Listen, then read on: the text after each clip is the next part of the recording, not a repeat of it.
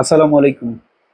পরীক্ষা ক্যান্সেল বা পরীক্ষা স্থগিত এই টার্মগুলো আমাদের সাথে খুব পরিচিত।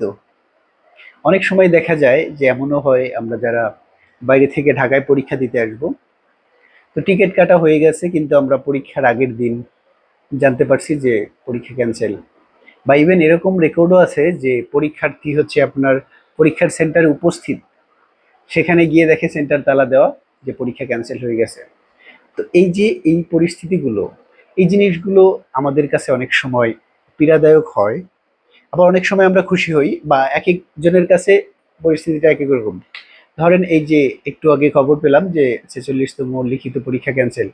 এখানে হয়তো আমার মতো যারা একটু মানে রিসেন্ট কম কম কম পড়াশোনা করছি তারা অনেকেই অনেক হ্যাপি যে যাক পরীক্ষা ক্যান্সেল, এখন আহ, স্থগিত হয়েছে, মাসখানেক বা 2 মাস পর হলে একটু একটু পড়াশোনা করে পড়া গুছাই না যাবে। আবার অনেকে আছে ধরেন যাদের প্রিপারেশন একদমই মানে তারা গোছায় রাখছেন যে 8 তারিখে যদি পরীক্ষা হইতো তাহলে তাহলে তারা মানে ভালো মতো রিটেন দিতে পারতো। তো যদিও 46 বিসিএস নিয়ে অনেক বিতর্ক আছে, কোশ্চেন ফাঁসের প্রমাণ আছে।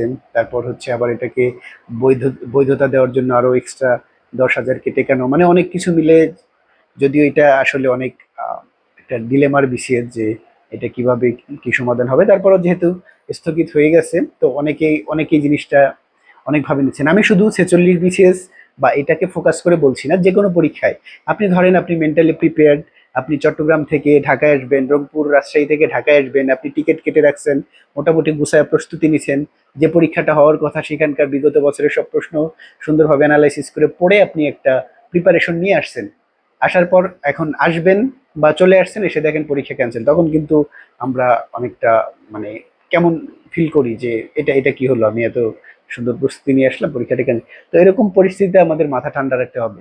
আর প্রিপারেশনটাই কি করবো, আমরা কি পড়াশোনা এখন বাদ দিয়ে পরীক্ষা ক্যান্সেল এখন কবে হবে না হবে সেটা তো কে জানে। তা আমাদের উচিত এই পরিস্থিতিতে কি করা, যে আমার নেক্সট এক্সাম কি হতে পারে। ধরেন আমি যদি চিন্তা করি যে 47 বিসিএস এর আগে 46 বিসিএস হয়ে যাওয়ার কথা, যদি 47-এর আগে 46 বিসিএস হয়ে যায়, তাহলে আপনাদের এই যে ফ্লোটা, আপনি যে রিটেনের জন্য এতদিন পড়ে আসছেন বা পড়তেছেন, সেটা কিন্তু অবশ্যই কন্টিনিউ করতে হবে।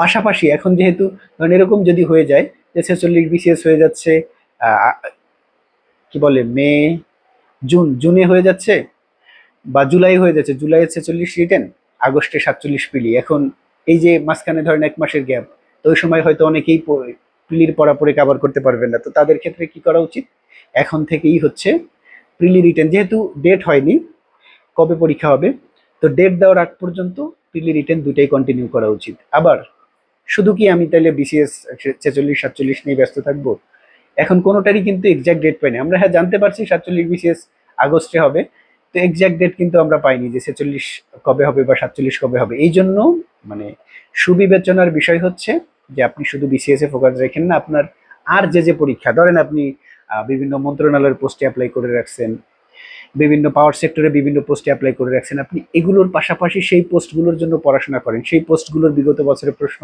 অ্যানালাইসিস করেন, কি কি জায়গা থেকে প্রশ্ন আসে সেই প্রশ্নগুলো পড়েন, পরে নিজেকে আগায় রাখেন। এখন ধরেন আবার অনেকের ব্যাংকের 22 সাল ভিত্তিক ব্যাংকের পরীক্ষা এই হয় এই সামনে মাসে, এই 2 মাস পর। তো এটা এটা যদি বিসিএস এই 46 বা 47-এর আগে হয়ে যায়, তো সেক্ষেত্রে সেটার আপনার প্রস্তুতির ব্যাপার আছে।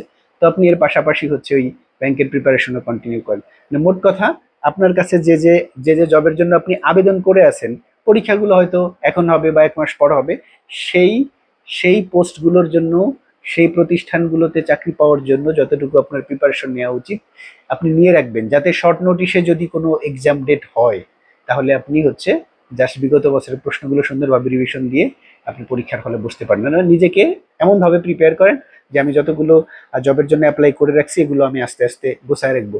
আর মানে এমন তো না যে আপনি অথই সাগরে পড়ে গেছেন যে পেট্রো বাংলার জন্য এইটা এটা পড়া লাগে যেটা আর অন্য কোথাও কাজে লাগে না, আবার হচ্ছে আমি যখন ইয়ার জন্য পড়ি, ব্যাংকের জন্য পড়ি, ওইটা বিসিএস এ কাজে লাগে না। ভাই, আপনি যদি মানে একটু সাম আপ করেন দেখবেন যে অনেক জিনিসই কমন। সেটা কি, যে আপনি যদি পেট্রো বাংলা পড়েন, ব্যাংকের জন্য পড়েন, বিসিএস এর জন্য বাংলা, ইংরেজি, জিকে, আইসিটি, এই জিনিসগুলো কমন।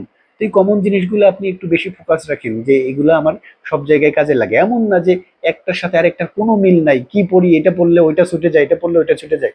যারা একটু মানে সুবিবেচনার সাথে পড়াশোনা করেন তারা কিন্তু এই জিনিসটা আসলে বুঝতে পারেন যে আমার হচ্ছে কমনই সব জিনিসগুলা অন অ্যান অ্যাভারেজ সেমই, একটু একটু কিছু কিছু পার্থক্য আছে। তো পরীক্ষার ডেট ঘোষণার পর ওই পার্থক্যের জায়গাটাতে ফোকাস করে ওই পরীক্ষার বিগত বছরের প্রশ্ন সলভ করে গেলেই ইনশাল্লাহ ভালো করা যায়। সেই জন্য পরীক্ষা যখন ক্যান্সেল হয়ে যাবে আমাদের মন খারাপ করার কিছু নাই বা দুশ্চিন্তা করার কিছু না। আবার যে খুব বেশি খুশি হওয়া এরকমও না। আপনি যদি আগে পড়ে না থাকেন, এই 1 মাস পরীক্ষা পিছাইলে তো আপনি আহামরি কিছু করে ফেলবেন না। তো সেই দিক থেকে কারোরই হচ্ছে খুশি হওয়ার বা মন খারাপের কিছু নেই। আমরা আমাদের আপকামিং যে পরীক্ষাটা হতে পারে সেটা, বা আমি যে জবের জন্য অ্যাপ্লাই করে আছি সেই জবকে ফোকাস করে আমি আমার প্রিপারেশনটা আগে এই যে পরীক্ষার ডেট 8 তারিখে পেয়ে আমি যেভাবে পড়ছি এখন ক্যান্সেল হয়েছে তাহলে তো আর পড়তে হবে না, তাহলে কিন্তু আপনার কোনো লাভ হলো না। পরীক্ষা স্থগিত হয়েছে, আপনি আপনার প্রিপারেশনটা আগে এই 8 তারিখ ধরে যেভাবে পড়তেছিলেন সেভাবেই হচ্ছে কন্টিনিউ করেন। সেটা আপনার যে জবের জন্যই হোক, পরীক্ষা স্থগিত হলে মন খারাপ না করে আমরা আরো ভালোভাবে নিজেকে প্রস্তুত করে নিই যাতে ওই পরীক্ষায় ভালো করতে পারি। ধন্যবাদ, ভালো থাকবেন সবাই, টাটা।